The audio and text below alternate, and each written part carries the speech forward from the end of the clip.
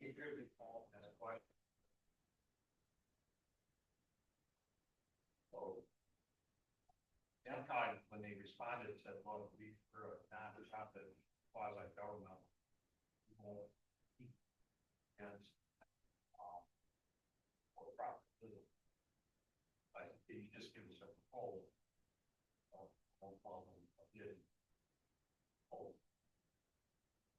Well, as it turns out, that's all we got.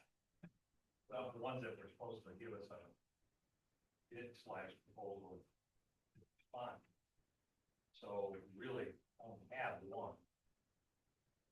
Consider. I got one from, I just got this stuff. From the Kent. Basically, I'll read it to you, it's just a quick email.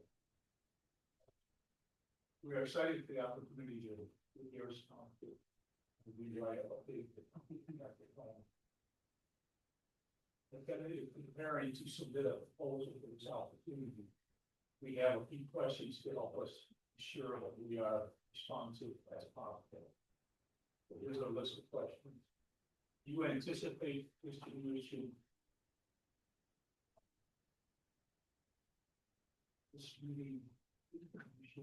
jurisdiction-wide survey by mail, daily, or using a combination of both? For the proposal to do a survey of the township. Well, I answered that. I just said at this time, how we vote. Does the township have the capacity to support virtual attendance for the consulting team? Have any strategic issues or priority topics been identified beyond those that are statutorily required that the township would like to ensure are addressed in the master plan? Anyone can have a second? Let's see where it's stuff. So, you know, I said that's already in the plan at a certain level, and you're going to think, yeah. And it said, we understand the township is exploring issues related to short-term rentals and sewer infrastructure. To what extent do you anticipate these topics should be addressed in that? Yeah, so they're in there. Let's talk about sewer and totally the fact that a lot of television. The fire on it. I think those were questions. And pretty understand that she never they didn't make us all. No, but she says they wanted these questions down to she actually doesn't that. No, she didn't say when. No, I said when did she said that? Wow. Yesterday. Well, they kind of waited to the last minute. Oh yeah. Considered the name was that. Yeah, pretty much. We did have fun. Yeah, because I asked Brian, which had those digitally were supposed to come in. There's no way you would have got it by mail, so we got it in digital. Asked him like 4 o'clock. I'm digital, you know. I checked mine, it wasn't any all the instructions were that they go to the supervisor. You were the one they were going to for a question. Did I mean? So my knowledge. Yeah. Anything out of the 4 that plenty considered did. Right. At this point, we have one total. From a dollar standpoint, it's pretty close to what Tom talked about this winter. And I would be for discussion is within $200 of what we budget, so not out of not way out of line, not out of line from a financial standpoint. What we need to do here, I think, is to satisfy ourselves. This is a direction we want to go, so that take the recommendation township board. You know what they charge for the recreation?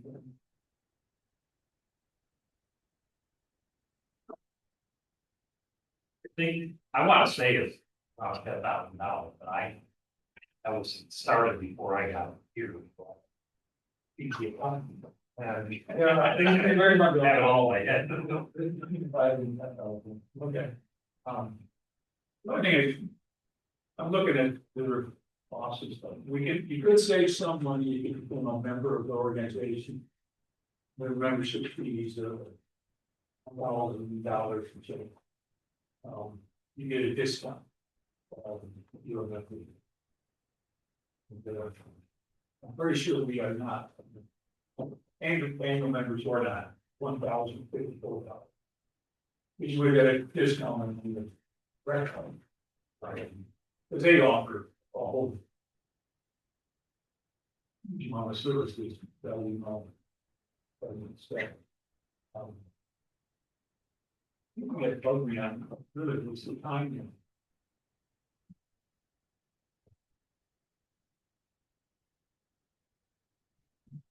Hey, Mike. I think that's where do you want? Probably we want to move. When you consider the fact that when you try to schedule a meeting, you're going to be that I can talk surveys. You don't have to. Well, somehow you have to get input from the public. Yeah, if you can't do it.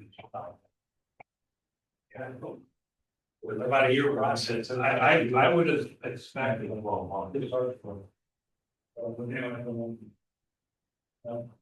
Let's go. I get it. I like that much more need for you. Well,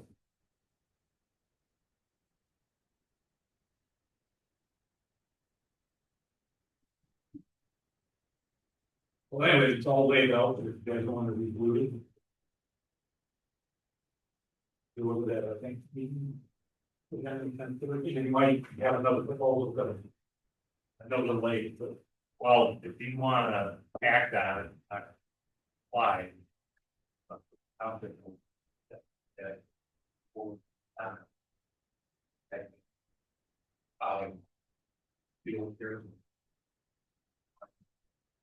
but those other ones did not meet the deadline. Because even if we had gotten something from those other four, you'd have those would fall under what we call a bid. This is not. They just did a whole. So, I don't know if you want. I guess you could consider one even late, but look at it and held them rather than. Receive a few questions. Three first spot back. Some people find out if this was ready to be. Well, I said mine off the way trip. They were the same day they called me. All properties. No, nobody called me, I did get Email. this steering committee roles and responsibility. And they don't want they'd rather the steering commission to work with us rather than the planning commission.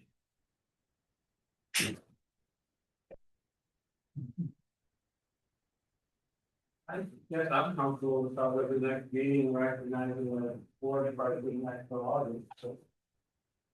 I got Yeah, you just gotta understand, the final decision is gonna be at the council board level.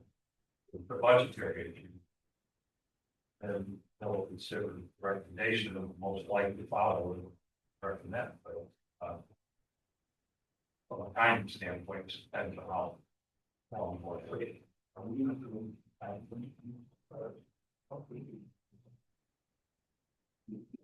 No, as long as we're in the process. We try and get help with. We try and execute, and have nothing like it, This basically, because we remember, we came about it, if we discussed with the need, we were gonna try to act with thing on our own, and Yeah, so. Well, MCOT's proposal is for a complete new. It's not a rewrite or an update. So that's, you're paying the full cost of the whole. And that might be one of the things that, like McKenna is asking some questions like you're referring to and trying to determine what do you guys want? You want a whole new plan or you just want to update sections of it? I think we decided we really thought we only needed the wind sections. Yeah, I mean, and I agreed. I thought we'd save some money and time and all that sort of thing. But if you're gonna conduct a survey and so forth. The thing about NEMCOG and actually any of those other ones, these guys do this every day. They know what they're looking for. The only thing that I would be concerned about is the cookie cutter approach where, you know, they're taking the last one I did and filling in stuff, and that's where as a board, we have to be diligent about making sure the right narratives are in there, and it's not, boy, that sure looks like Lions, when I read it. Well, it was kind of like with the recreation plan, at one page, to me, somebody copied and pasted, and didn't do any research. But that's gonna happen. That's why you. So I don't have a problem waiting. That's, I mean, I know we could reject the other proposal that comes in just based on, not mean the timelines, but I'd be kind of like to see it. well, you can reject, it says right in the proposal, our letter, you could reject for any reason. Right. But this was not gonna be based on price, it was gonna be based on what service they're providing and their, I mean, price is definitely gonna be considered at some point, but that's not the ultimate. And you can,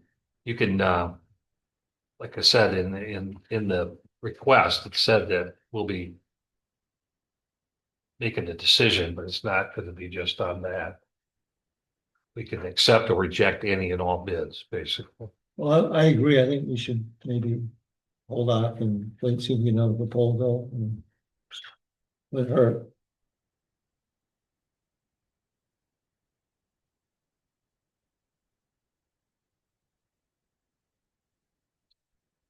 If you're gonna take one that's late, would you inform the other ones that didn't submit something at this time as well? To say, No, I don't think so. because they may think, oh, I didn't make the deadline, so. But they would have if the deadline had been extended. Yeah. Yeah, that's a potential. Well, what we could do, and I see where you're going with that, because that is what's fair. If we got a proposal that came in to the office here in the next 5-10 days, and if you want that brought to the next meeting, I could contact the other three and let them know that we're going to accept a late proposal, and if you still want to make a proposal, please do. But if we don't get anything, then I guess it doesn't matter, you know. Well, maybe just reach out to the ones that haven't responded and just say, yeah, are you in or out? You know, just tell us. You want to, And then we know.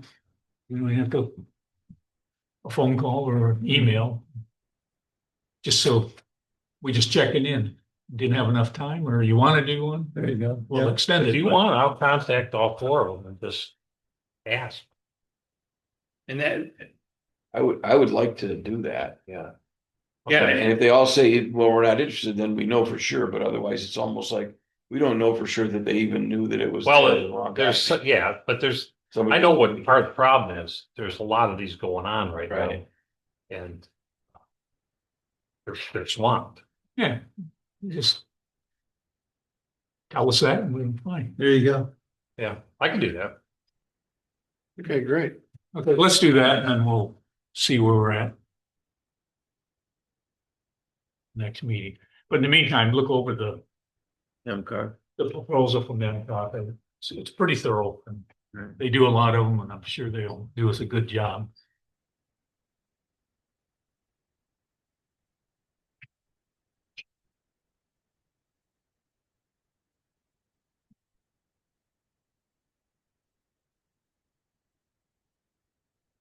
So are we live? Yes, sir. Drop that. Is that Ashley? Buddy. Ashley Pratt. Ashley? Ashley, you're getting to be a regular. Yes, I am, sir. Thank you. Good to have you. Sorry about the delay. Okay.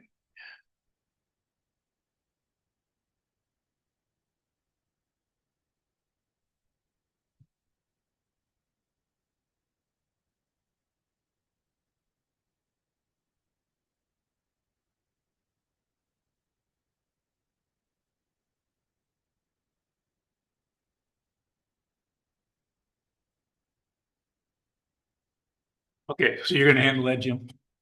Appreciate it.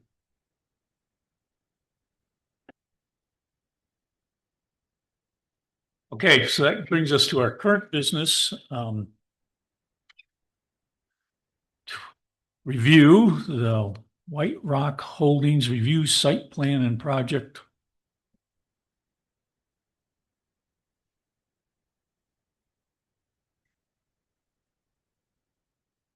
Good to see the team here. Bands back together.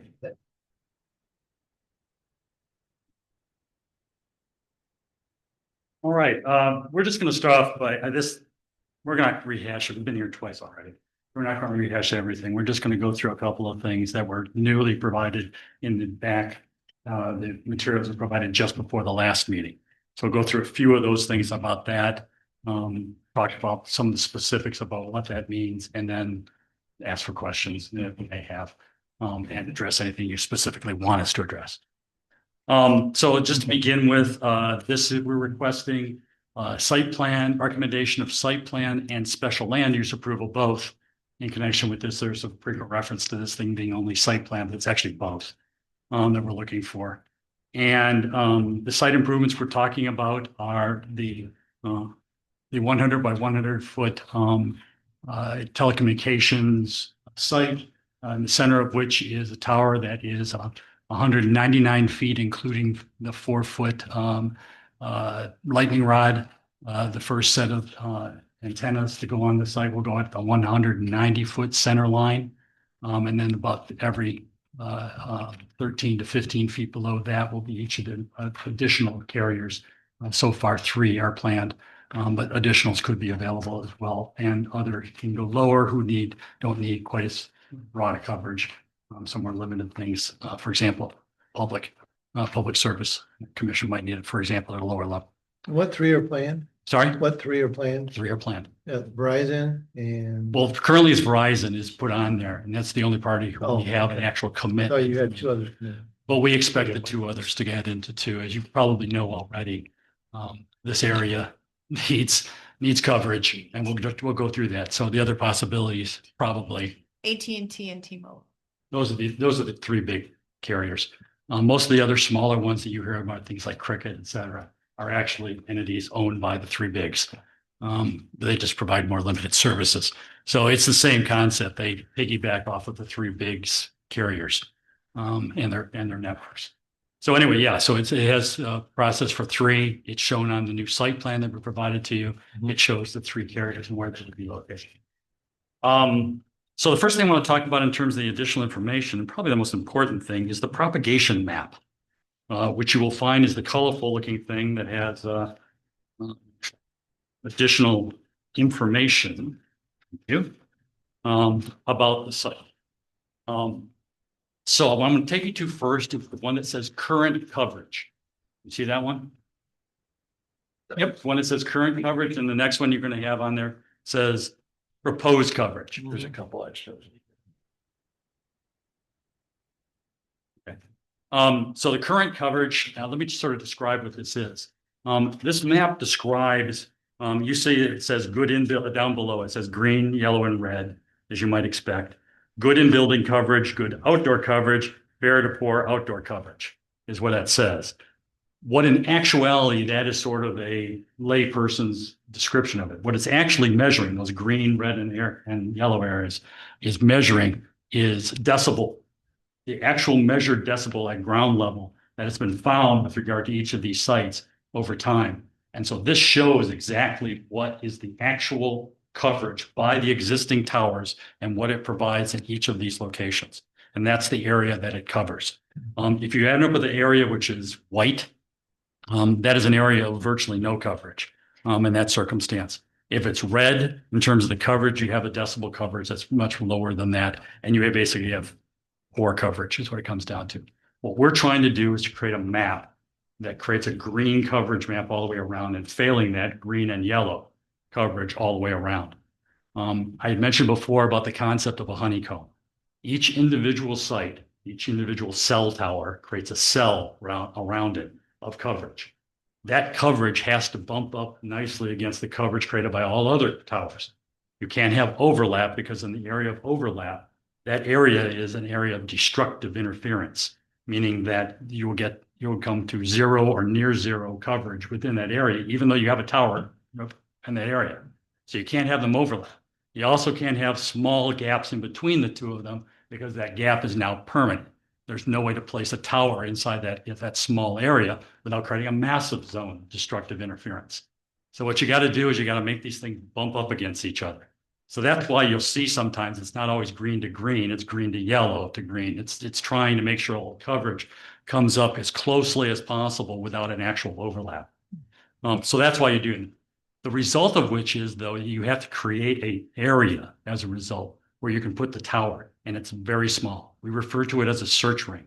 It's only a 1/4 mile in diameter at most, usually smaller. The one here is a little smaller.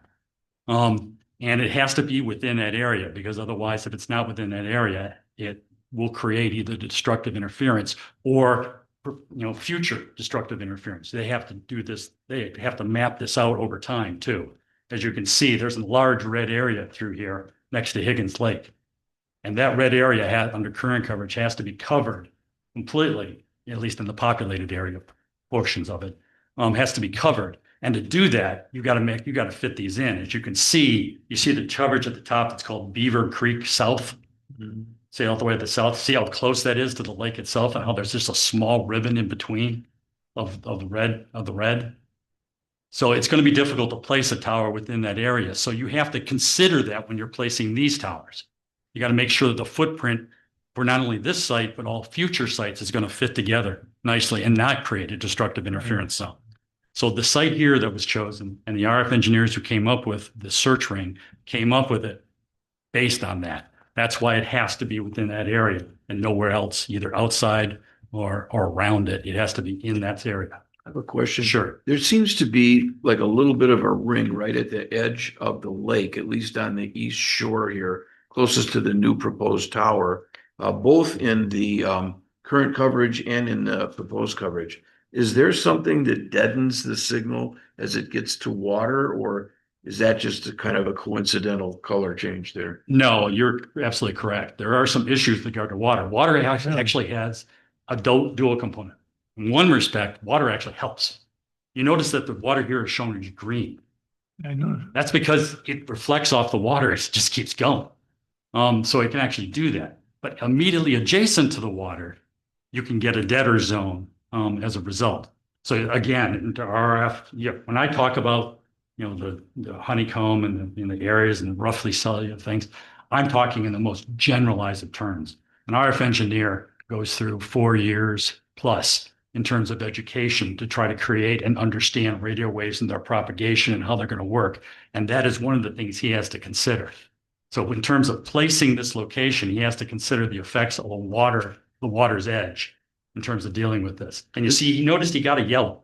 He managed to get it yellow within all the way along the coverage area that it creates. But I thought there was a yellow there prior too, so it doesn't seem to me as though that area was as much affected as some of the more inland area. Yeah, you're talking about the area immediately nature's back. Right along the Yeah, waters. That was better, is Yeah. better affected Yeah. by, it better affects the land area than it does the water area. Yeah, but that's a hill on the backside, so the beam is not.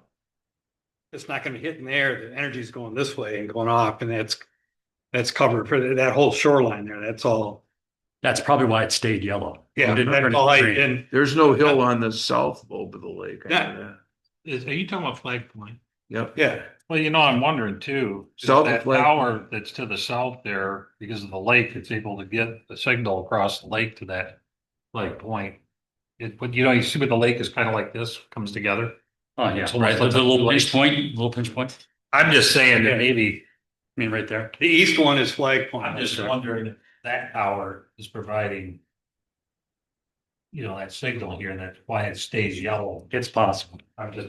It's possible it could. That's Like I my said, layman thought. there are a lot of nuances to radio frequency propagation that I, as a non-engineer, can't describe. But the basic concept is we got a hole, we got to fill the hole, and this is what fills the hole. But you got to locate that very carefully, and you got to follow the RF engineer's directions about where the placement should be, so that it deals with not only this site, but every other site that already exists, plus any site that's going to exist in the future. So he's got to take all that into consideration. My guess might be that being a ribbon of yellow next to the green might be more successful to receive signal than a ribbon of yellow next to the red. Oh, absolutely. That is certainly true. Okay. No, that is certainly true. You'll find the situation. I mean, if you look at where the location on the current. Anyway, let's flip to the proposed cut. That result. If the tower was 40 feet higher, would that improve or would that decrease? There are certain things in terms of dealing with it, and you have to deal with diminishing returns.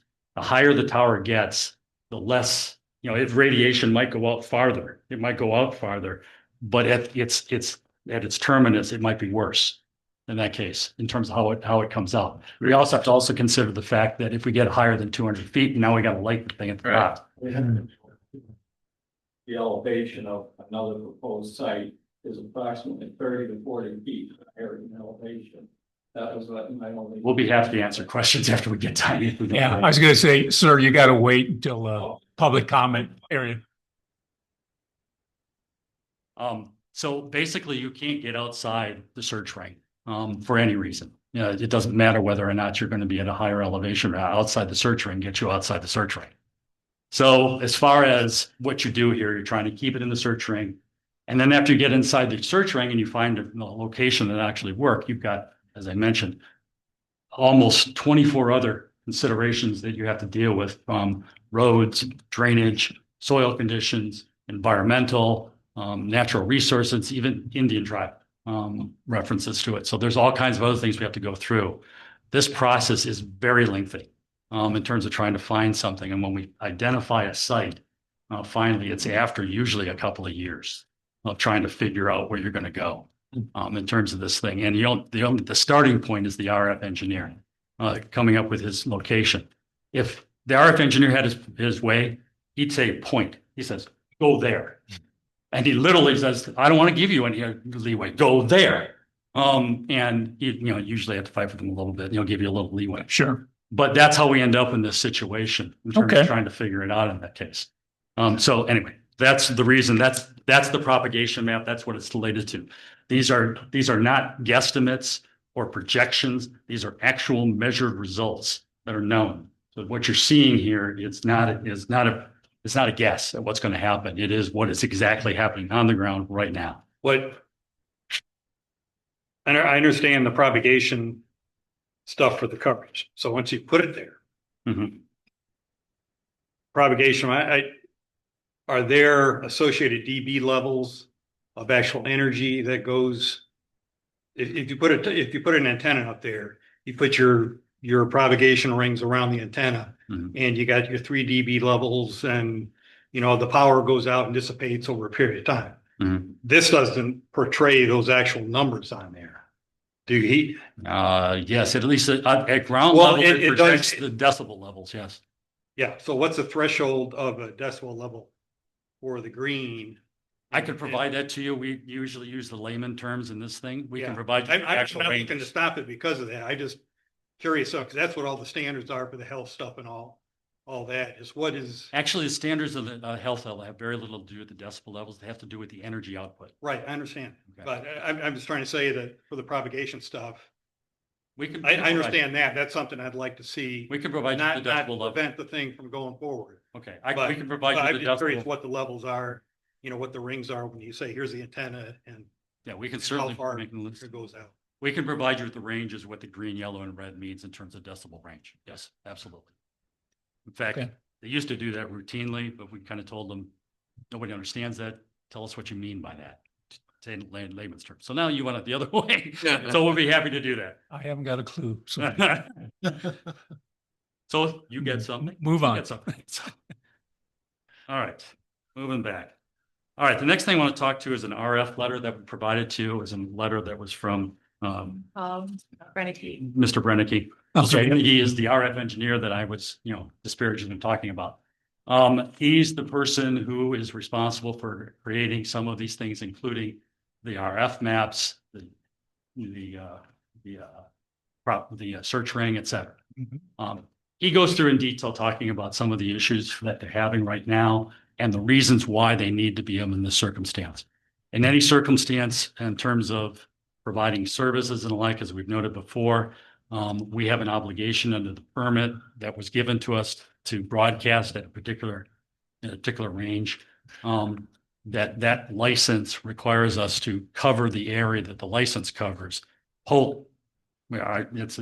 Obviously in some cases that's impossible, but for the most part, the FCC wants to stay at the whole area covered by the permit, whole geographical area.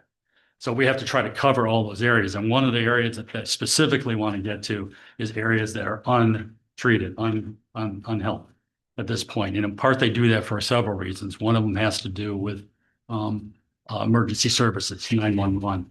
The 911 services now, something like 97% of all calls to 911 come from a cell phone, because obviously they're mobile and most accidents occur somewhere else. So the result of which is that's what the reason why 911 gets called over those circumstances, and having a consistent and effective service throughout an area is extremely high priority of the FCC and of the Homeland Security Department. And in particular, Homeland Security has required us to have backup generators. Actually, that's in a requirement. It's a strong recommendation that we have these backup generators that you find on here. So that actually segues me into the backup generator that was mentioned on this. You'd asked us before to enhance the site plan. You'll see that the site plan now has references to it being a 1,000-gallon propane tank above ground, no below ground storage, no fuel used, kept in a below ground storage. This is a double lined and has essentially a double lined pan, in addition to a double lined tank that's on top of it for purposes of catching anything that might come from an above ground storage tank. If there really was to be any leak. And we'd know about it long before then. Our persons come there once a month to check it. They'd know long before then anyhow. And it gets, and the system, the backup generator gets checked once a month, just to make sure it's working. The next thing we have in there is the fall zone letter that we refer to it as. That is the letter you'll see that came from Sabre Technology. Sabre Technology is the manufacturer of the actual tower itself.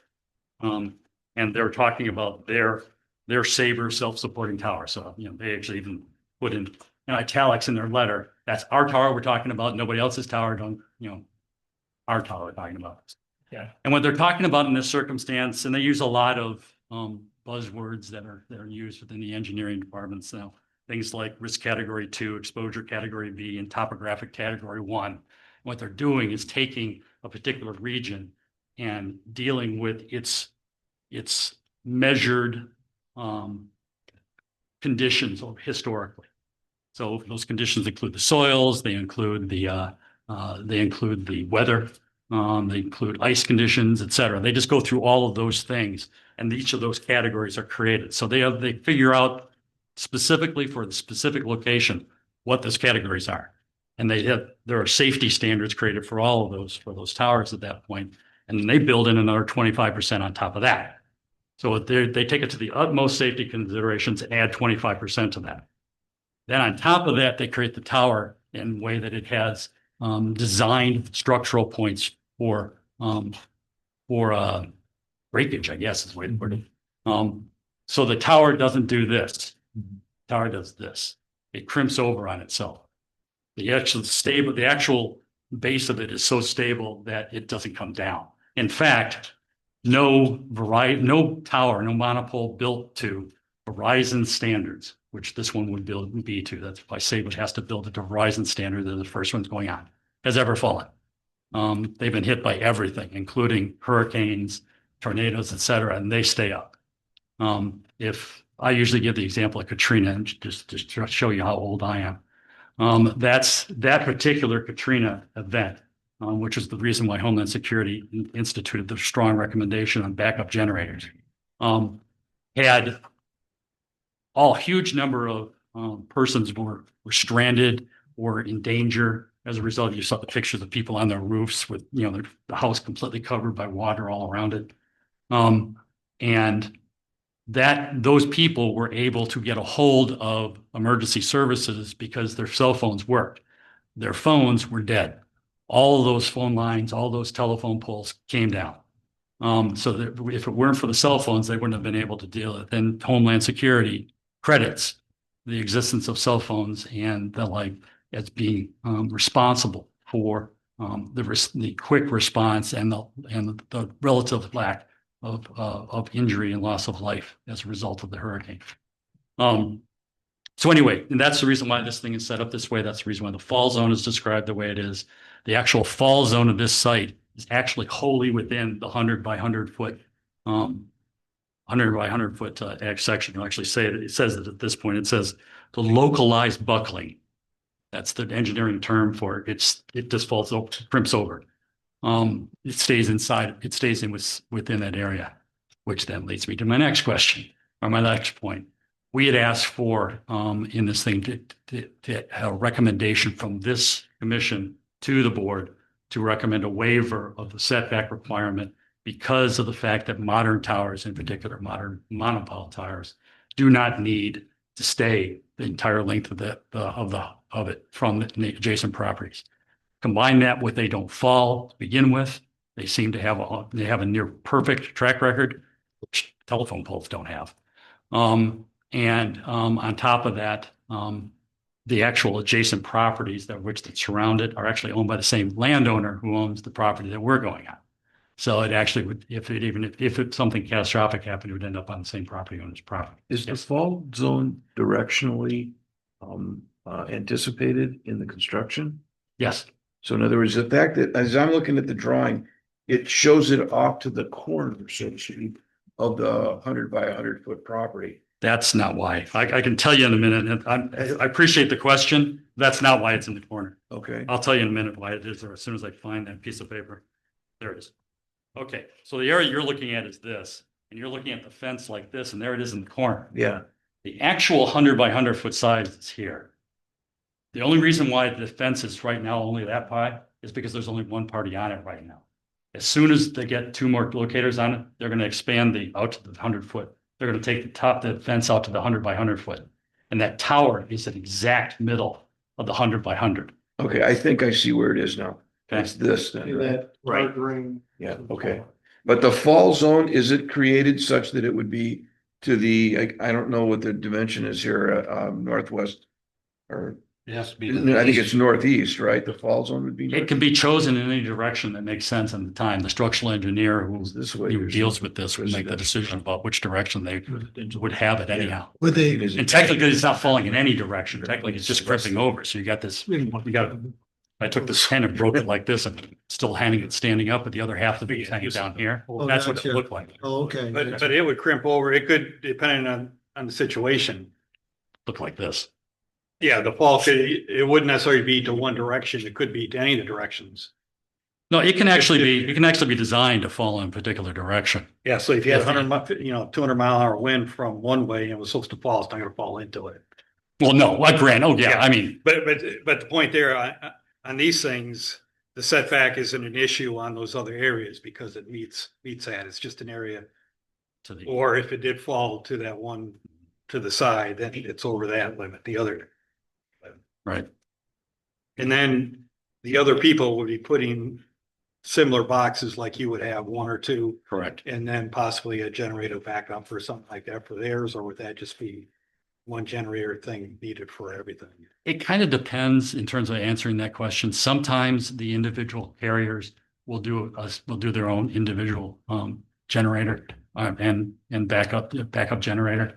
But often they work out an arrangement with each other to save money. And they'll actually, they'll come to Verizon and they'll say, all right, let's share the propane tank and the backup generator. Now, in terms of the backup generator that we're talking about here, we have that set up and here is a specific one. Over time, we have been finding that we've been able to, not in these areas because the tower is too big and it has to be at 200 feet. And to be at 200 feet, you got to have a different kind of power generation. So you can't use anything other than the cab. You can use the cabinet, but you can't stick they sometimes do essentially power cells. And they'll put them inside the cabinet. And quite literally, you won't see them. Now, that happens mostly in urban areas because of the fact that it does, the towers are very small and don't cover very much area and they don't generate, they don't cover anywhere near the size area that this one will. So they end up doing that. So out here, that's generally the case, but who knows? Maybe someday they'll end up doing power cells that are that powerful to be able to handle it that way. The power cells, what they do is as electrical power is pumped into there, it kind of stores some of it as it comes in. Or a battery. Yeah, like a battery, very much like a battery. It does the same thing. It's very similar to the battery in your car. It does the same thing. Sure. Okay. Next thing in terms of going into this, I wanted to talk about where we placed it. And I'm going to get myself to the site plan, so bear with me a moment here. Here's my site plan. Is that it? There it is. I got to get better tabs. Okay. All right, so take a look at the site location. This will be the very first page of the site plan. There's your location. There'd be a little color insert that looks like a Google map aerial. And it shows the site location. Now you see that site location, the little white building to the north of that is the Dollar General. Okay. And across from that, and from there is the location of the landowner's location. And just to give you an idea of the search ring that I was talking about, this particular site is located at the northern edge of that search ring. So very close. It's inside the search ring, but you go very far north at all, you're outside the search ring. I just wanted to note that fact from where we are. And that concludes what I wanted to go through in terms of the additional information that we provided you. I'll be happy to talk about anything that that you would like to talk about in addition to this. Well, I think you touched on probably our biggest concerns was because you're asking for, our ordinance calls for a 200-foot setback, basically the height of the tower. Could be 400 if it's 400 feet. Granted, this ordinance was written 25 years ago, and we know things have changed. And so we appreciate your sharing the engineering with us that would demonstrate that where 100-foot setback could possibly work with no ill effects. So that is one concern that we had.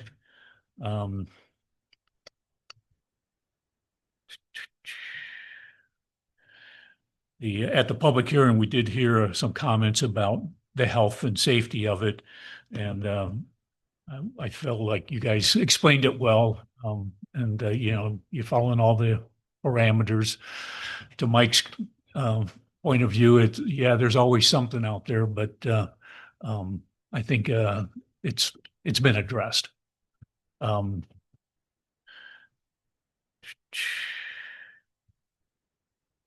the other thing was the visual look of the tower, as far as impacting the surrounding properties visually.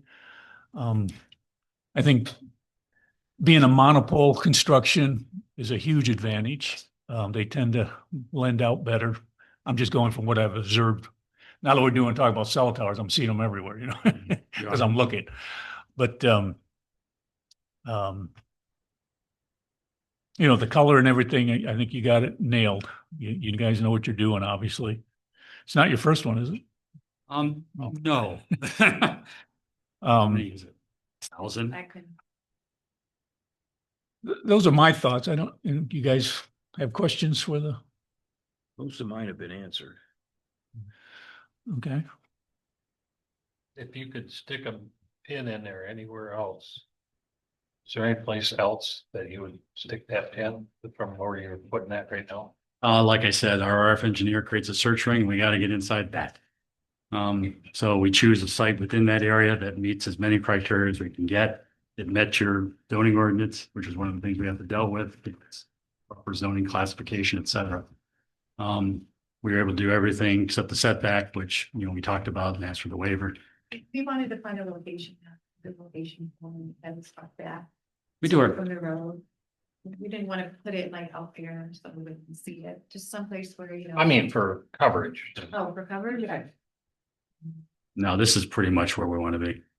When I drive down street out here, I try to visualize now that I know that there might be a tower there, what it's gonna look like, and from the impact from at least trying to visualize it, I think it's the least amount of, because I don't like looking at them, but you get so used to it, you drive up the top of the court, there's two of them up there, but Yeah. you don't pay attention anymore because you're just. But I think from the visual, it's probably got the least negative impact, but. Yeah, it pushes it into an area where it's surrounded by trees in every direction.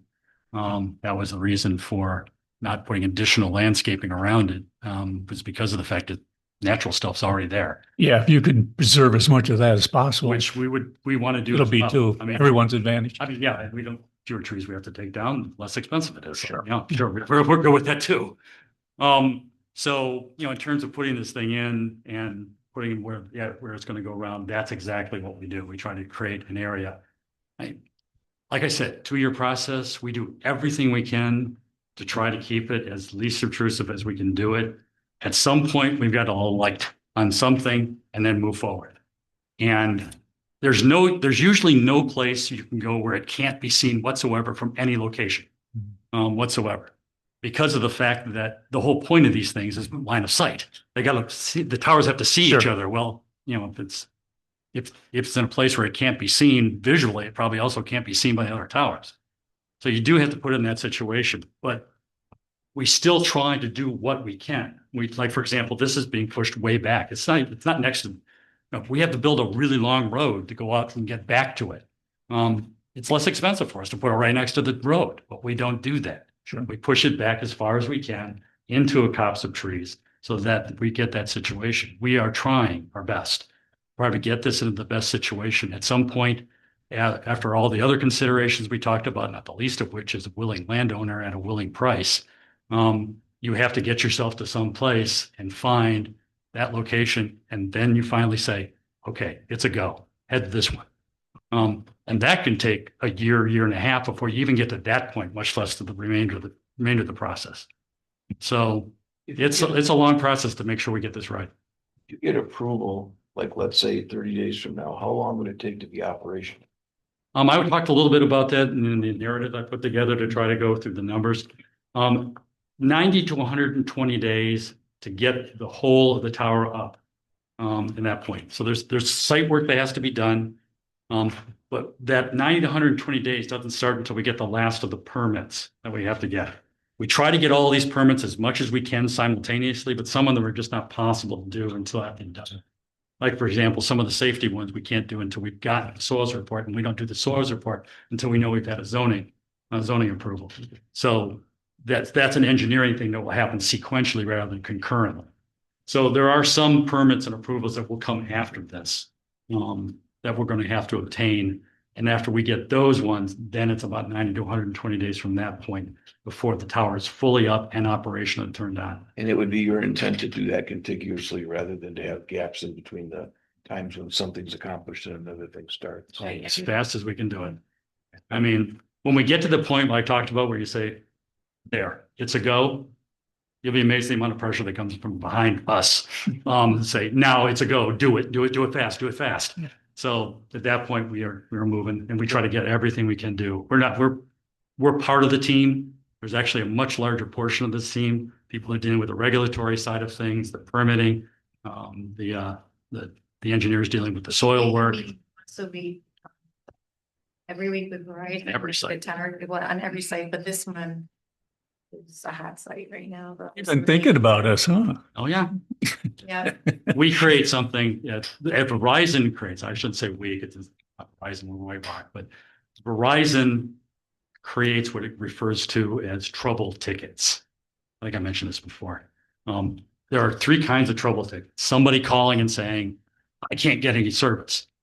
Another one is a showing an actual registering at the headquarters in Southfield of showing your drop calls. They literally have this. They have, I've seen drop call maps, which are interesting to look at because there's dozens and dozens of little numbers in the thing and it shows the drop calls. So it shows that. And then last thing is from the on-site. Our guys go out. Remember I said, this is due to raw data. That's how they get it. They go out there into the field. Our engineers do. They do measurements and the like. They update the maps. They go through what's going on with They get at in the their ground cars level. and they drive the area. Okay. And they're gone for days. They're taking care of these things. And then while they're doing that, they can measure these areas of really low areas. So between those three things, the number of trouble tickets you get increases the level to which of the scrutiny. This one's up Okay. here. Well, thank you very much for your refresher on what we're trying to accomplish here. Happy to do it. Jason did say that their site plan that's submitted now has all the information on it that we requested. So Was that the one dated the 5th of May? Yeah. I'm going to check, but I believe that's correct. That's when you said at the last meeting, you gave us a copy of that.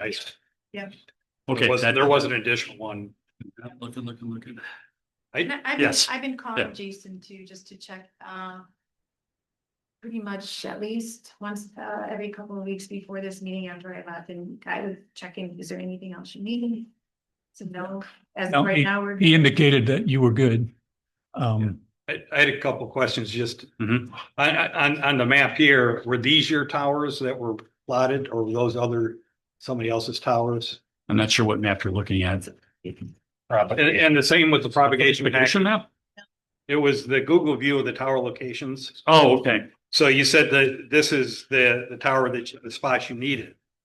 And it's got to be kind of, worked in geometrically with the other ones at certain distances. This is the part that I always have trouble because I'm geographically challenged. Yeah. So there, on this map right here, it had tower plots. Were these Verizon plots of these towers that indicated? Oh, are they Verizon towers? Yeah, Okay. or were they yours that had other carriers on them, or was it just all It is in this case because it's the Verizon map.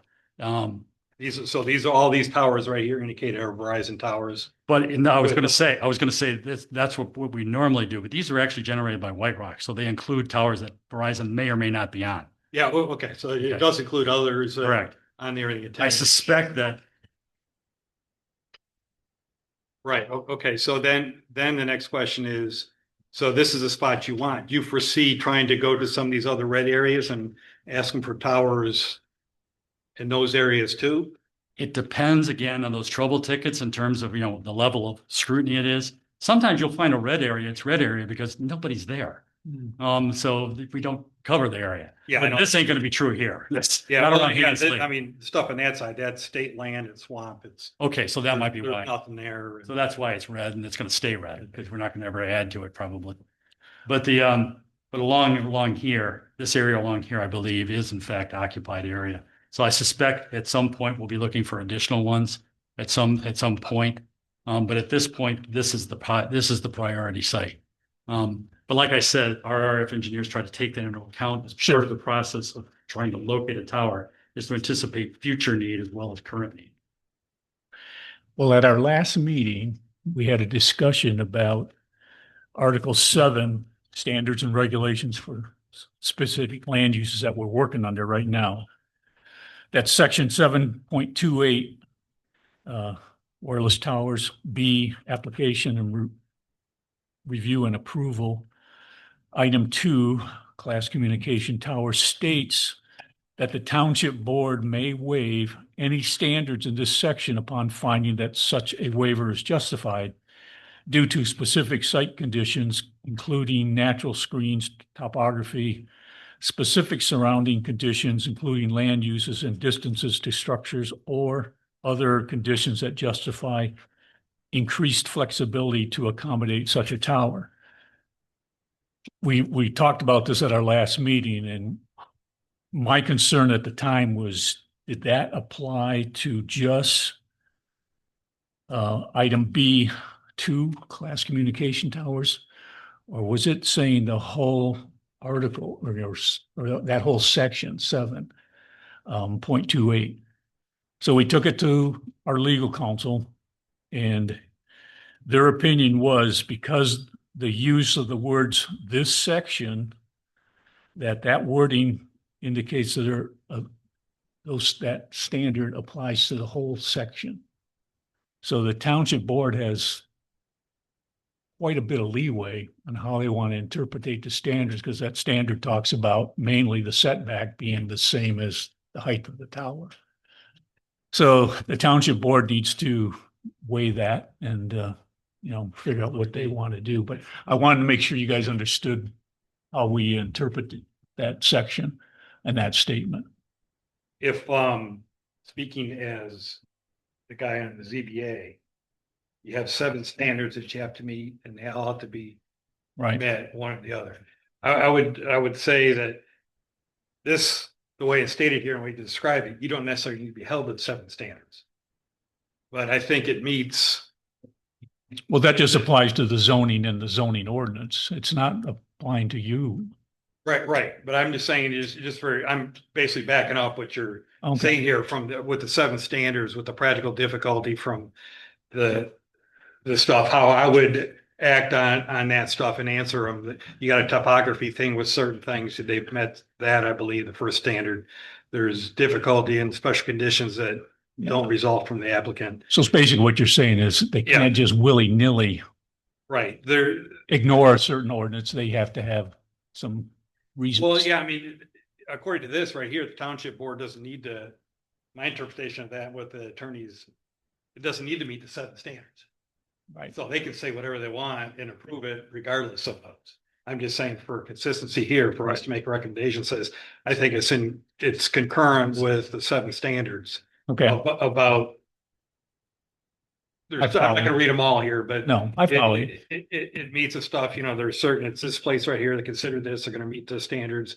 There is some health issues, but that's irrelevant from the sake of the argument for turning it down. But for the standard, the setback for the tower falling, you've got the one side, it's the property, he's got the property on all sides, which I think that's the big argument, and it's gonna be inside the 100-foot thing with the structural design.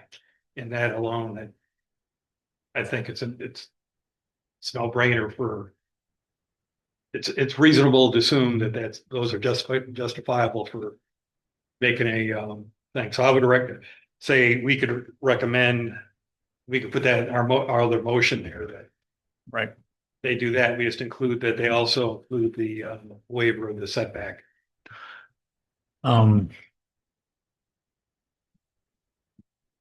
Well, I printed up for me basically a summary of what we've gone through on this whole process, starting with our first meeting and through the public hearing and right up where we are tonight. Just so that we had kind of like I say, a summary of what was going on. Everything is in the minutes. Mike does a great job of documenting what takes place at our meetings.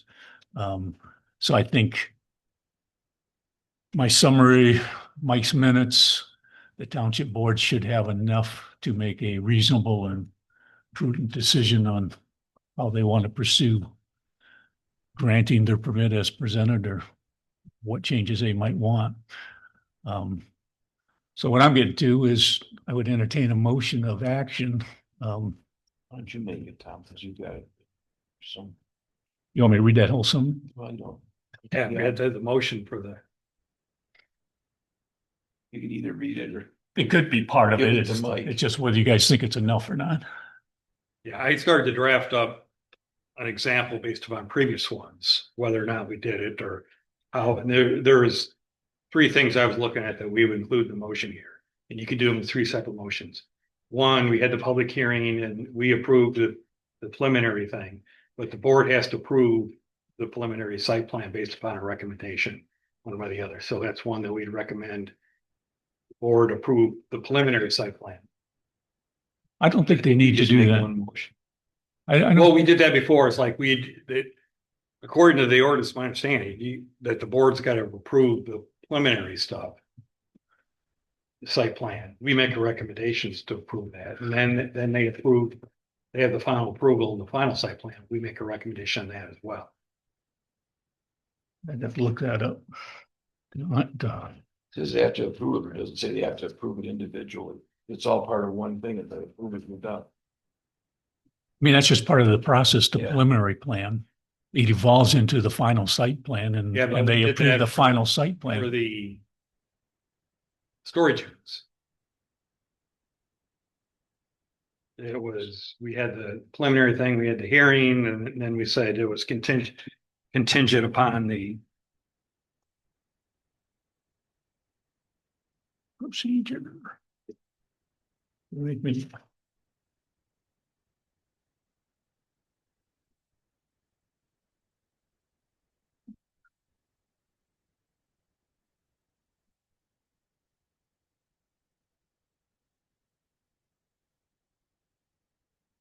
Well, we have a law here while I was looking it up. I mean, do we need more than saying that we recommend that the board approve the site plan and grant a waiver for the setback? I mean, is that ultimately what we're doing here? And Am I missing something?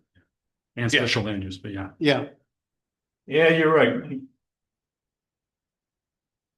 And then how we'd usually do it, like with the ZBA stuff for those, is you don't put the whole 25 different statement of fact points in the motion itself. The motion is basically a brief thing. We approve the recommendation to do, do this. And then you say based upon the findings, and that's where we listed ahead of time or ahead in the minutes, several of the bullet points. It met the thing for sufficient or completeness. It met the thing for sufficiency. Yeah, you're right.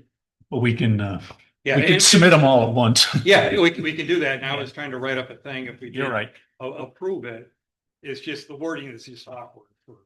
Well, maybe the way I broke it down here will help you. Because it's kind of bullet points. I'll give you an example. At our first meeting on April 10th, reviewed preliminary site plan from White Rock Holdings LLC, Telesite Wireless for the installation of a 200-foot monopole cell tower. Reviewed site plan and special use requirements with the applicant, identified areas of concern and information needed to be on site plan. The tower setback from the property lines is deficient by 100 feet. Applicant stated the tower is designed to fold over in event of an extreme stress and structural failure. The design failure makes the 200-foot setback redundant and it is not necessary to contain the 200-foot, the entire 200 feet of the tower within the property lines. So that was kind of like my summary of our first meeting with them and discussions we had. Yeah, so Would that suffice for the preliminary site plan? yeah, and instead of, a lot of times I just note in the meeting, and I would be more specific in the actual minutes for the things that weren't a part of the official motion, but they were the things were referenced. I wouldn't expect anything less Yeah. from you.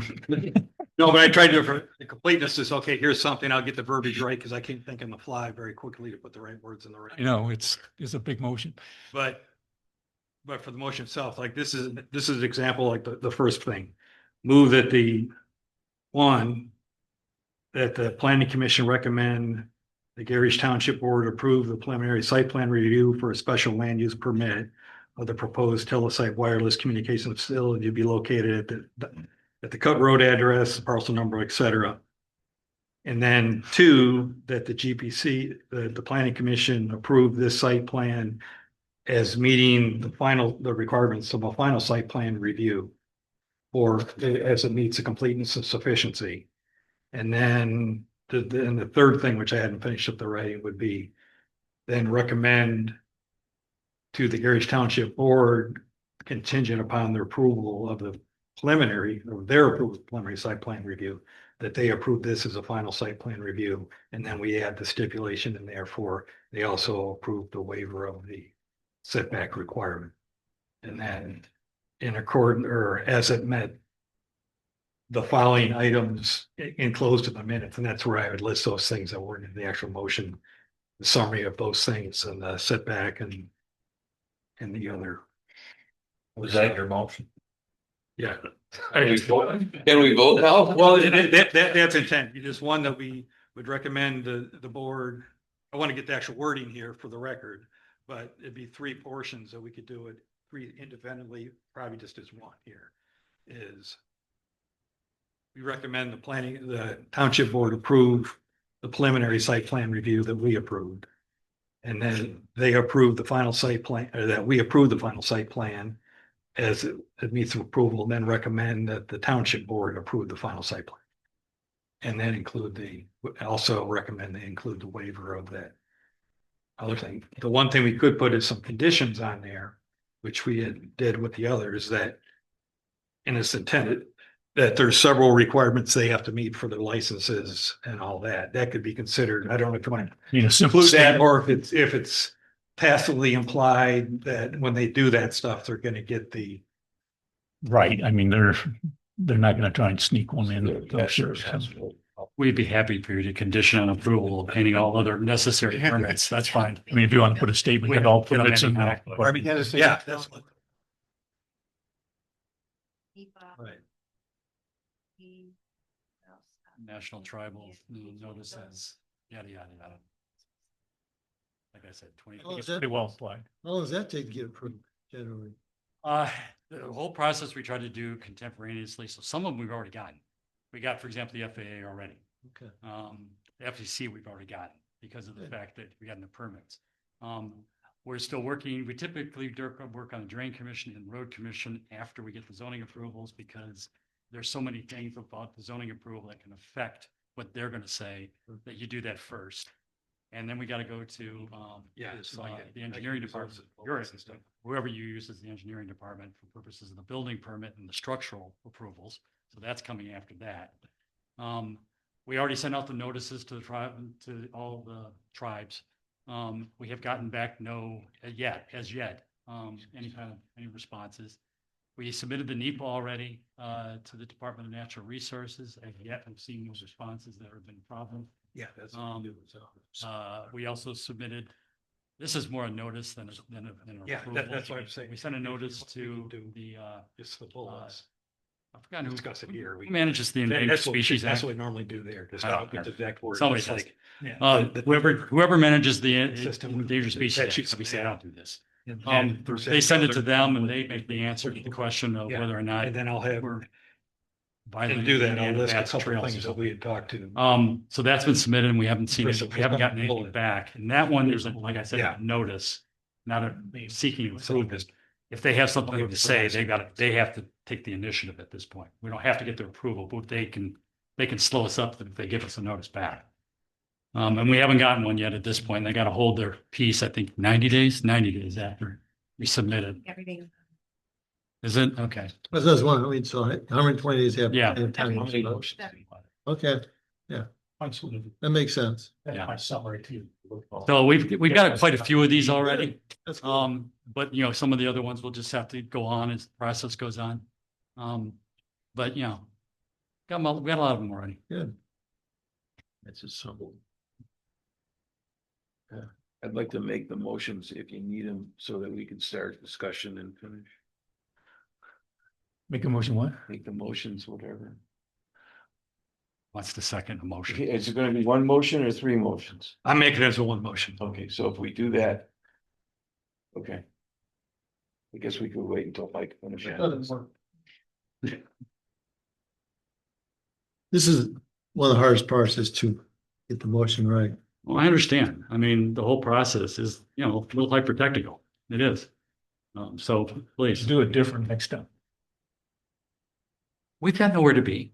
But he does say that. Well, our meetings always last long.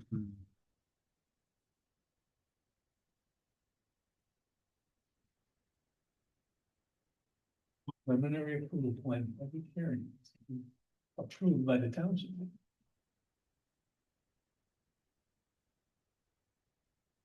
For a special use. Missed one.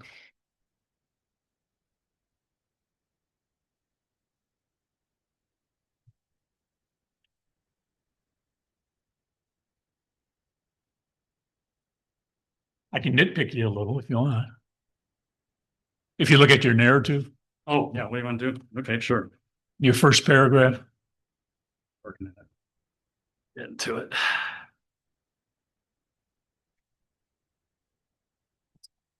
It's right there. There you go.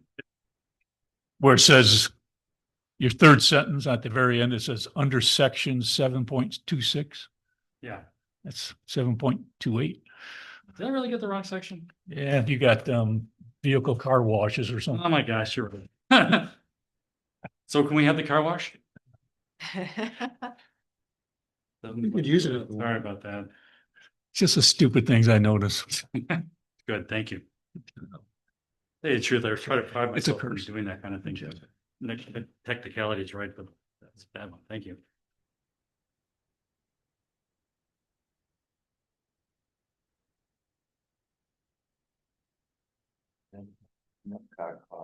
Parks and Rec was 6620. How many planning on? 6620. Yeah, that was a lot less all. We'll need to make sure you get put on the. That's a good idea. Well, that was reasonable. So then you Soon they're have gonna that have you too. at the work session. Yeah. And she like working with them? The wife? Yeah, she's worked with them before and she loves. Very good.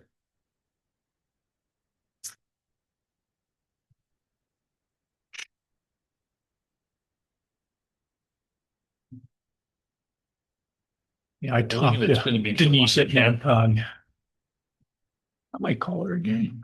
We usually start at 9 o'clock in the morning. At 9 in the morning. It usually runs for Although I 3 know hours. he's So in charge of this. we can just get you on the agenda. Okay. Come And I'll make a note to contact the clerk, get you on the on, choice. or supervisor, get you on the agenda.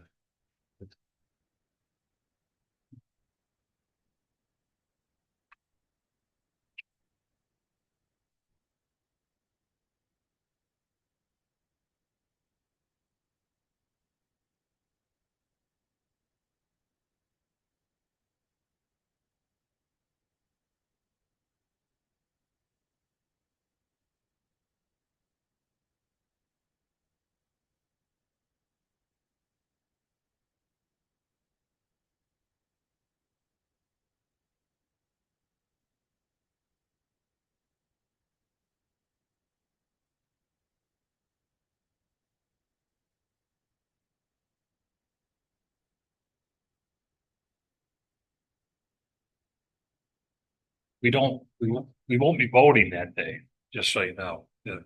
It'll be, unless it's up to the supervisor, but generally we don't vote in work sessions. We'll vote. Is that a work session or is that That is a work session. so it's not a work session followed by a regular meeting? It's just a Correct. work session only. Correct. But that's where we usually have any in-depth discussion. Usually by the time we get to that Tuesday, we've had our discussion, so then it's just. So would it be the following Tuesday would be the actual one? It's going to July. Usually is, because of July, kind of got. Isn't going to July 10th. Yeah. Same with the work session. On the wrong kid. Seeing that's.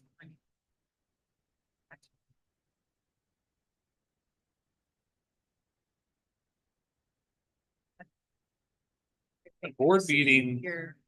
that we vote has been moved to July 16th on my calendar. It's normally on a Tuesday night. There must have been a conflict, so it's on July 16th instead of the 15th, which it normally would be. So work session, July 10th, 9 o'clock in the morning, board meeting, July 16th, 7 o'clock night.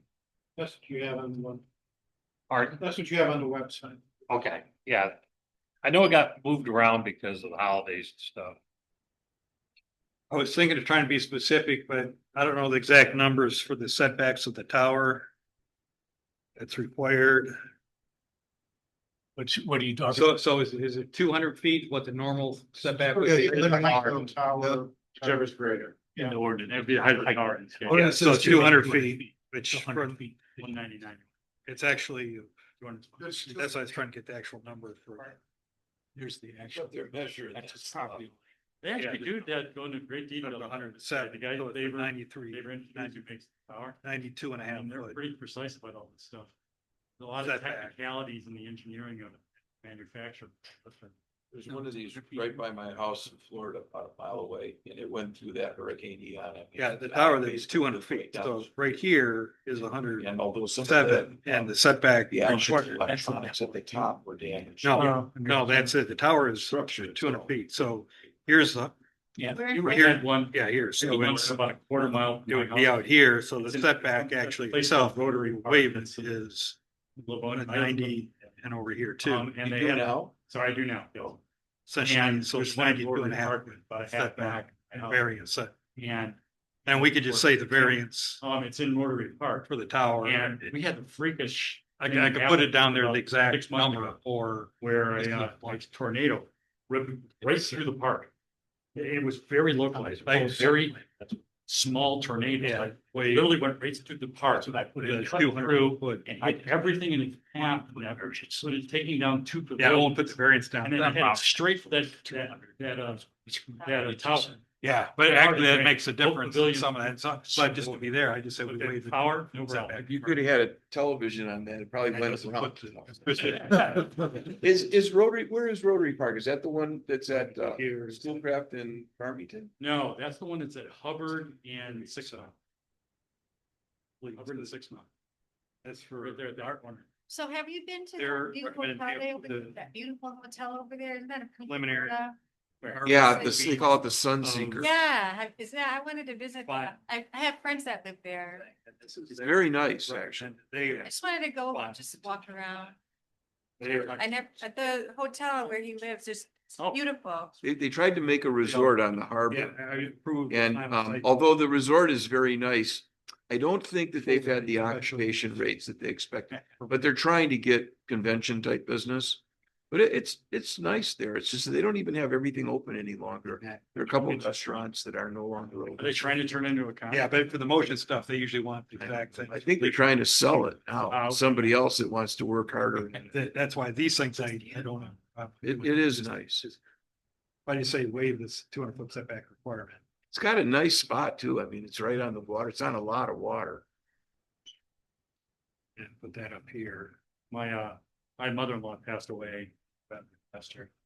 And we've been dealing with a variety of things that were involved, including their piece of property that they had in Rochester Hills that sits on Clinton River. It's right next to it. It's just beautiful site. We ended up selling that. Dealing with all that went along with it. We were surprised how much interest we got even before we'd even put it out for sale. We literally had some people coming down the street. One person who was a real estate broker came down the street and sort of knocked on the door and said, "So sorry to hear about your loss. What about the property?" Yeah, without taking a breath in between. Yeah, I know. Really appreciate it. It was quite quick. I lived at 9 and Drake for about 30 years. Oh, we did. Okay. So you. I had a business in Livonia at 7 in Farmington. Oh, right. Okay. A lot of guys that I know went to school down. Yeah, I actually didn't grow up in our group where I located, but, I ultimately ended up relocating to Livonia because it's halfway between. Because Bloomfield you're Hills. within the circle. I was within the circle. Yeah, that was Good, my- best coverage My possible. radius had to do with my wife though, so that made a much more important circle, by the way. Yeah. But, So did you go to Kimball? I went to Kimball. You knew Kimball, huh? Well, a little bit. We played him. And my daughter lives in Royal Oak now. Also, Okay. You do remember Don Darrow? I remember Don Darrow. I remember Don Darrow's that. gone now. Yeah. There's no Don Darrow So I anymore. went to Troy High School. Oh, you did? Yeah. Oh, to Troy. Okay, so you were in our Yeah, that was. SEMCOT, Yep, our exactly. athletic division. Yep, that's what I remember. Yes. There's a Don Darrow Park right near my daughter's house. Was there really? Was Yeah. it to deal with the fact that? I don't know what it was, but it's nowhere near where the school was. Oh, no, really? Yeah. Well, it might have done something just to deal with it. Because Don Darrow, both Don Darrow and Kimball are named after previous Yeah, I know about Kimball, superintendents too. Oh. of the school district. I didn't know that. Yeah, in both cases. And Don Darrow was the first one. Don Darrow was the first high school. Yeah. Kimball was the younger one Right. too. My sister, who's 27 years older than I am. She was in the first graduating class of Kimball High School. Oh, wow. I was the 127 player. Well, I had a lot of fraternity brothers that went to school there. So we did things when we were at home. Great school. All my time.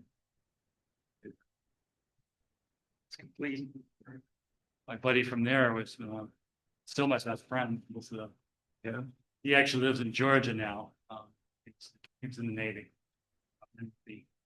Meeting his wife in Georgia, ended up staying there. And he's in Georgia. He's the best man at my wedding. I was good friends in high school and a need for the community. He largely developed public hearings. This side. In that case, there's another friend, still lives in Bush back there, but you didn't have. They've got that freeway all dug up to Jeffries, like my daughter lives close to there. You can't go anywhere anymore because that's how you started to go anywhere. And now it's not even open. And I guess it's a couple of years away. I know, it's a third. Yeah. So getting from is to put here that I had western suburbs. Try safety really hard now. Yeah. Yeah, but safety, I just want to get You gotta record get that off the freeway. it was considered, but Pretty we quick. couldn't, that was You not. gotta inch your way through. Yeah, and it could, but, and then point out it could be Most of the time, used Dave, for. three. Right. Nobody environmental wants to health go on cannot the be Davis. for I know, determination. exactly. Davis- I just put down. But Yeah, it was in a good spot with 275 and 96 there. Yeah, it's, you know. There are only, So I think these are the primary bullets I can give you. Livonia is one of the three. And that, I put that where it is because it's EBA. In the entire United States. Really? It's exactly 6 by 6, 6 miles by 6 miles. It's the original Livonia Township. It's originally Livonia Township. All the townships were 6 by 6. Right. And as cities incorporated out of these townships, most of them have a gerrymandered. Right. But Livonia is exactly. Yes, it did. Goes with the fact we're kind of boring. All right, Mike, whenever you're ready. I lost everybody else, but I'm here. Yeah. Okay, so I'm just reading it first. Want to make corrections to the verbiage or the way I've said it. And then we can make the adjustments. So move that one. The Planning Commission recommend to the Gerrish Township Board that the Gerrish Township Board approve the preliminary site plan review for a special use permit of the proposed telesite wireless communications facility to be located at 9565 North Cut Road, Roscommon, Michigan, parcel number, put it down there. And then 2, that the Planning Commission approve that this site plan dated 5 May 2025 meets the conditions of a final site plan review as it meets the completeness and conforms with the Gerrish Township zoning ordinance. And 3, that the Planning Commission recommend that the Gerrish Township waive the 200-foot setback requirement for the tower height and approve the final site plan for a special use land permit contingent that the Gerrish Township Board approved the preliminary site plan based on the items contained in the minutes of 6/12/25. And then those items, which verbiage right here, I'm just listing them. I'll make the necessary corrections, but basically it's complete. It meets the township zoning ordinance. There's a need for the Gerrish Township and community as it fills the gaps in coverage for cell coverage. We've held a public hearing. There was some resistance from that, but there wasn't much feedback either way, one way or the other. To the location and view is basically input, so it's, you know, hidden behind the trees as much as possible and conforms with the monopole stuff and the color scheme to minimize any obtrusive looks, and then it adheres to the regulations and licensing of the government, state or local, federal, and everything there. So those are the bullets that I would wordsmith, and they would be the ones that we'd reference in the motion. In our discussions. So that's one motion, That was three. That was one that does all three one that does all three. Okay, of there. I'd like to make Mike's motion. Okay. Second, I'll second. okay. Motion made and seconded regarding the cell tower recommendation to the Gerrish Township Board. Any further discussion? Being none, all in favor of the motion, say aye. I Aye. Opposed, the same. Motion carries. Thank you, folks. Thank you. Thank you. So based on what we were talking about here, the next thing will be the work session by July 10th at 9 AM. Yeah, and I actually am one of the board members, so, there'll be, I'm sure some questions. They're gonna probably, I expect, weigh in heavily to what this planning commission has done their due diligence, so it'll be more general questions, I would presume, rather than you won't get the technical ones that you get out of Mike there. But you never know. But, yeah, so Okay. they probably like to see your face. Okay. So that's the work With the session on the document. 10th. Yeah, that'd be at the work session. And then the actual meeting will be on the 16th. That's What when time, we 9 AM vote. too? Sorry? That's when we would vote Vote, on the voting the issue. issue. Generally, we do the work session, have that opportunity to discuss everything. Call it a cool off time to get to the Tuesday night where usually those meetings go pretty fast because we've already had our discussion. We'll have a consent agenda. We kind of move right along unless we get into, some split decision. Obviously, Mr. Osling will not be voting on No, of course. this issue, so there'll be 4 people, not 5, voting. So the one on July 16th, what time would that be at? 7. Oh, 7 PM. I got that. Yeah, the 10th is on 9 at 9 o'clock in the morning. Right. And, as we get closer, if you want to find out where you're at on the agenda, so you don't have to sit through the thing, if we get you on soon, then you don't have to stay and just book as soon as you're done with your presentation or the questions. All right. Okay. Jason will be here too. Who knows, Don might show up there. So Jason's only sits in our meetings. Sure. All right. Thank you very much, everyone. You're welcome. Thank you. Thanks for your patience. Appreciate all your efforts. Take care. Yeah, we'll see you. Oh, you guys won't be here on the, okay. Well, thank We you. might, Night. I didn't have anything under new business. The one thing I'll tell you, I met with the township board and we discussed a little bit of the STR ordinance in general. They had some questions. I think they're trying to work through what they want to do. Well, I can tell you what we're doing. Oh, okay. it's gonna start moving faster than, we, I'm meeting tomorrow morning with Thursday and, with Brian Hill. Jersey Russo? Yes. And, I'm also polling the board to get any questions or what concerns that they had on that draft. And, I'm going to write the proposed changes as we see they need, that we want as a board. And then we'll get it to the attorney immediately after that. And then we'll see where we're at. The other option we had was to kick that back here and let us mull it over, but, I just saw that as I think for the most part, this board's done their job. It's up to our board to tweak whatever they want on that. Unless you get to a point where they think that it's, beyond their capabilities. But right now, there's like 3 or 4 issues that we want to address.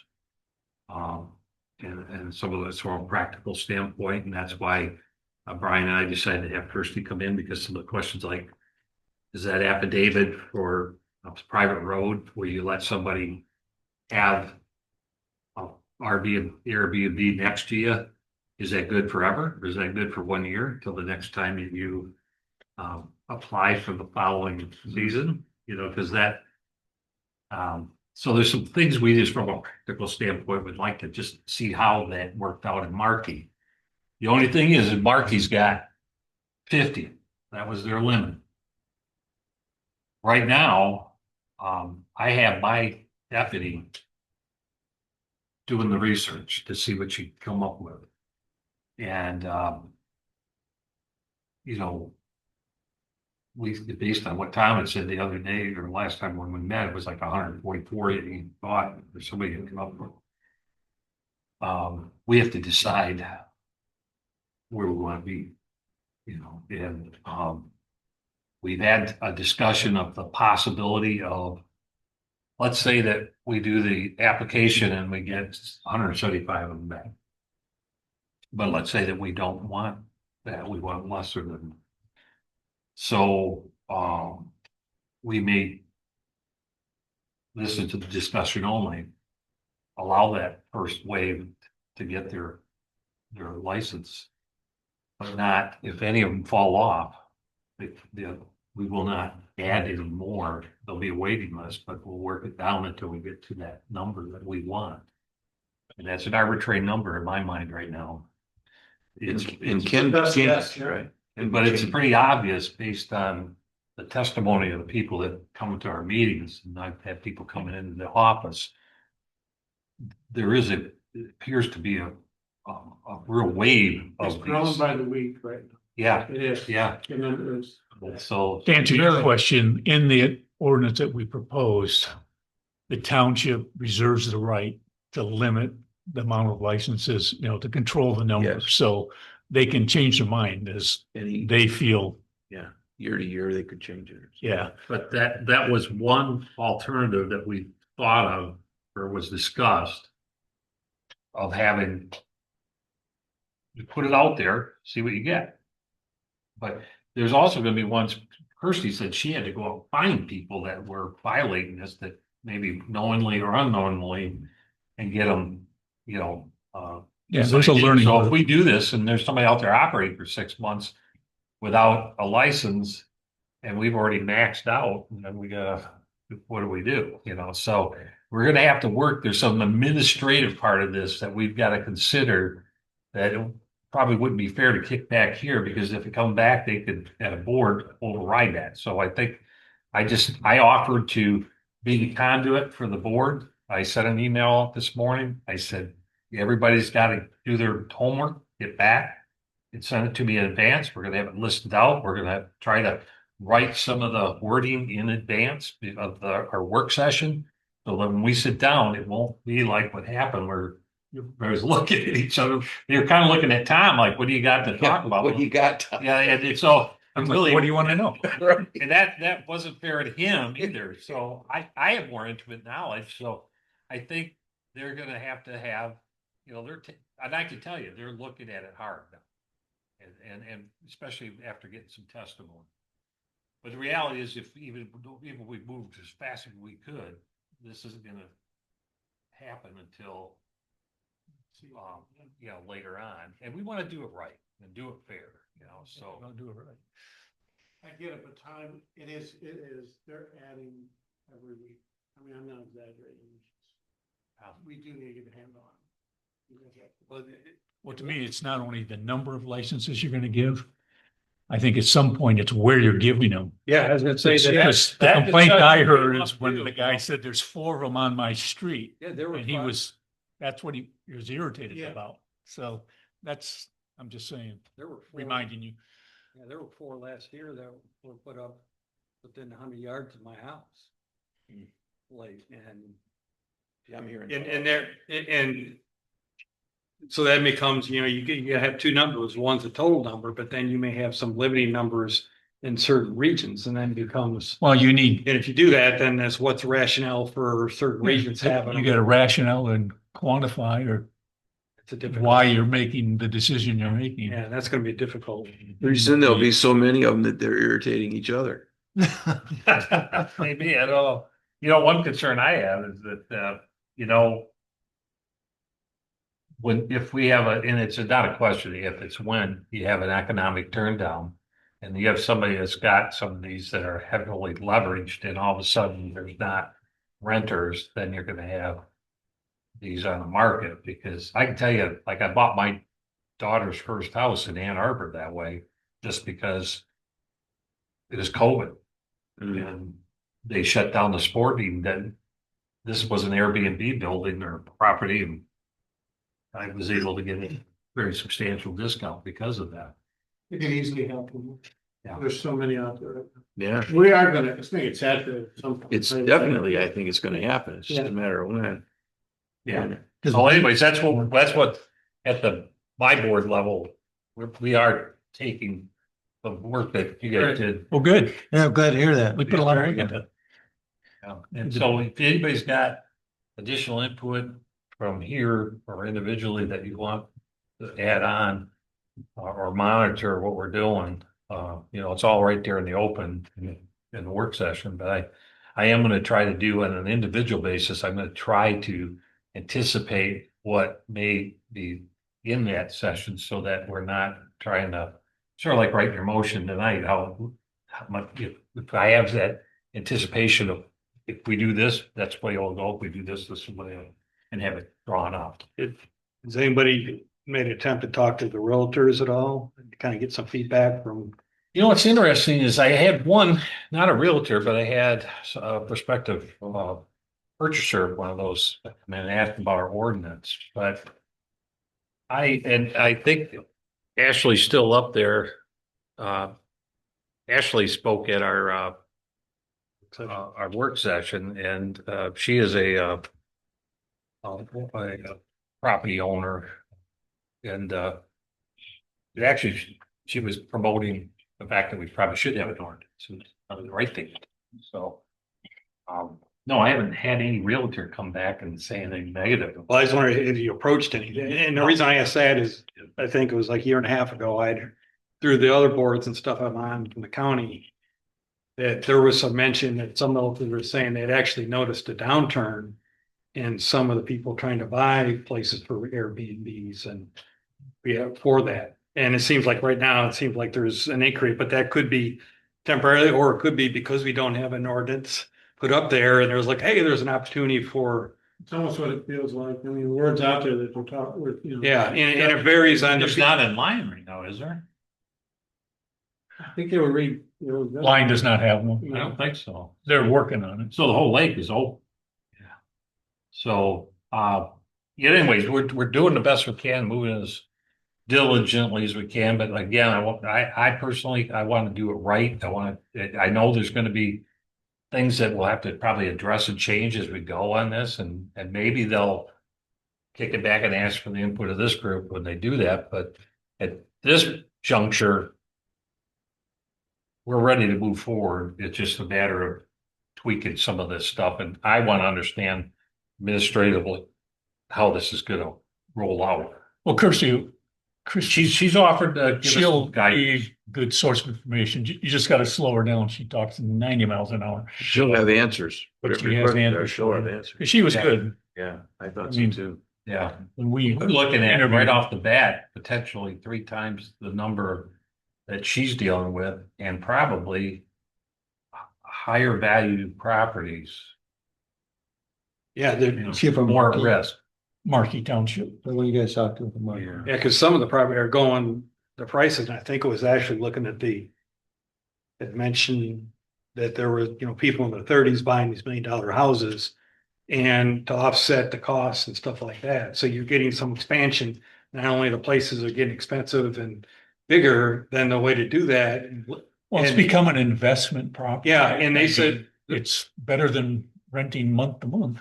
there was something I heard, I can't remember which source it was from, but somebody's talking about the rental stuff just in, It's For the monetized, the residential Yeah. housing market. well, it might have been our, For the attorney at the 100%. session we went to. Yeah. She was talking about that Yeah. in Notre Dame, for the Notre Dame football games, you had a clientele that were buying properties just north of South Bend and, even into Michigan that were spent on, buying these multi-million-dollar homes specifically to come to stay for the weekends. And then they would then maybe rent them. Yeah, I know a But guy I who mean, runs it was a whole different demographic of people buying the stuff. a guy rents his place for 2 weeks over the Masters tournament. He says it pays all my taxes for the year and everything. He just moves out for 2 weeks. I bet if there's 144 roughly, and that was the whole lake, and that was what, 2 years ago? Anyway, And you had the other, you could times it by 3 or 4. so our next regular meeting is July 10th. Is that right? Yes. Yeah. What I have. I thought, this isn't a regular meeting? This Is was this a even special? month, so it was a special meeting. This was a We special. moved it up. So I got it wording right. eh? Yeah. I did good. Okay, No public comments?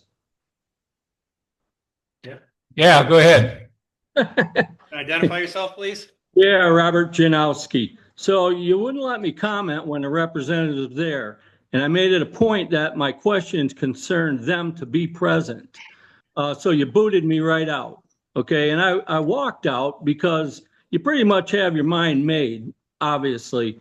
But still, when the representatives were there at your other meeting, they specifically said that it was a diesel generator. So now they're changing it to propane. I mean, the guy's a one heck of a salesman because, he knew where I was coming from. And, he zipped my mouth shut right out of this meeting. And because that's the kind of salesman he is. Okay, so they changed the generator to now it's propane. I beg to differ by the time it's done. Okay. And then I did ask him, I says, have you ever put a tower up in a cemetery? He goes, oh yeah, quite often. So I had expressed that to the board in writing months ago. And it's funny that, nobody ever considered it. And then, like I said, well, what if the elevation was 40 feet higher? Well, you can't go over 190, the sales pitch. Well, I'm not raising the tower an extra 40 feet. The elevation at that wooded site at the back of the cemetery is about 40 feet, I'm guessing, higher than Jim Osling's property. So you would get better reception. And like I said, my point of recommending this was strictly for income for the cemetery because, like all discussions have. You can't fund it forever. I mean, and that would be a forever fund, and like I said, it should have been a consideration. I mean, you're bumping that thing 200 feet, 100 feet, 50 feet. That grid would have been, if you were to move it to that 4 acres or what would it on the cemetery, that I think that would improve for them and us. And then, you do have a builder building.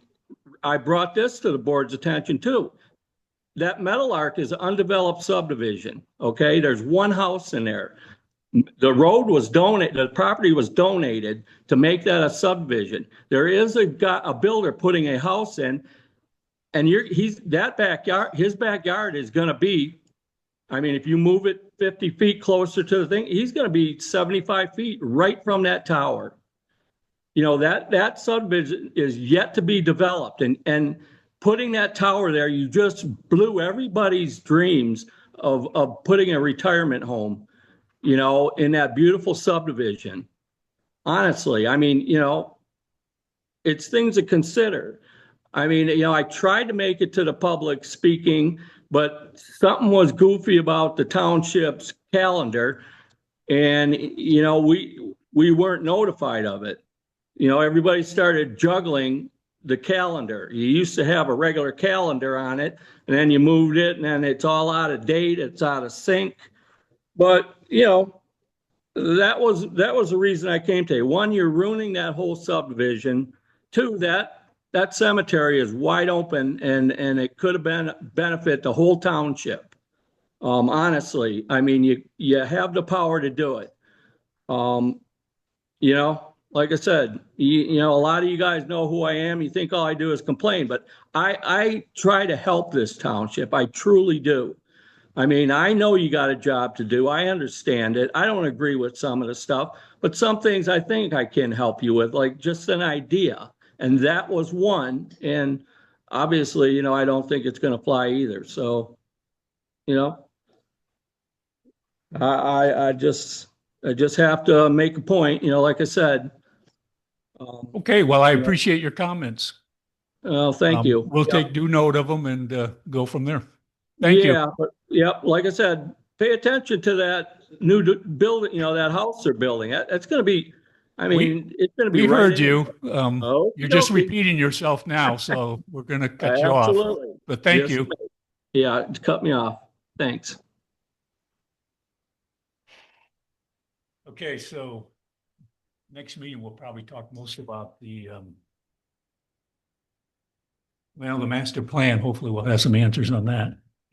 We'll either have additional responses or. We don't, Yeah, right. now. Okay, Make a motion to adjourn. second. Great. All in favor? All right. All right.